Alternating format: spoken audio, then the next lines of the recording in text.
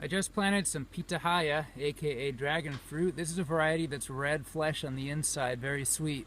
The very common variety around here is the yellow on the outside, white on the inside, which is also very good, but I like to have some variety. Anyway, so we planted it on this rather ugly looking cement post with a rebar rack on top. A lot of people in permaculture, when they're deciding to plant stuff, they like to go with the cute solution rather than the effective solution, and there's nothing wrong with that. Because everyone likes to stack functions in permaculture, so when you have a small tree or a bush, they think, oh, I can plant pitahaya on that. It's great. Problem is, it doesn't give you very much fruit. So, and I could be wrong, but I have never seen an example of a pitahaya giving lots and lots of fruit planted on a medium-sized tree or bush. However, planted on an apparatus like this, they give you massive amounts of fruit.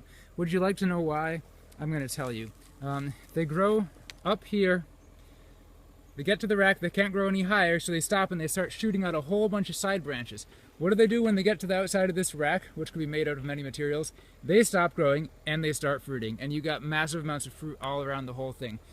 Now, what would they do if they got to the top of here and it was a branch coming out here and a branch coming out here and a bunch of, they wouldn't stop and give a bunch of fruit.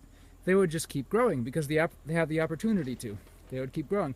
And yeah, you would get a few pitahaya fruit here and there, sure. But you wouldn't get a lot, right? So I would highly suggest planting pitahaya cuttings using the cute way of growing it, which is on trees and stuff, and that's pretty cool. But I would also highly suggest, if you actually want lots of pitahaya to eat, I would highly suggest planting it the slightly industrial and a slightly ugly but more effective way, which is something like this. Now there are other things you could do. You could use wood posts, which I don't do in this climate because it would rot too quickly. You could use a metal post, which might look a little prettier if it's galvanized. You can use a cut tree trunk as long as you put the rack on top. If you don't put something on top for it to kind of go outwards like this rack, it's not going to do that much. And there are other more natural things you could do with the cement. For example, I could use basalt rebar instead of iron rebar, which is a more natural material and it should last a lot longer. Anyways, this is going to last forever as it is, but I'm just saying this physical structure and this physical form is what's important. And of course it'll look a lot prettier once there's tons of pitahaya growing off the side of it.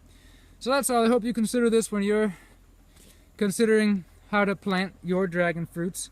And I hope you plant some the cute way, and I hope you also plant some the efficient way, so you actually have a whole bunch of these delicious fruits to eat. Check out FruitHavenEcoVillage.com, AmazonFruitFestival.com, and a bunch of other websites that I put below the video. Have a great day, folks.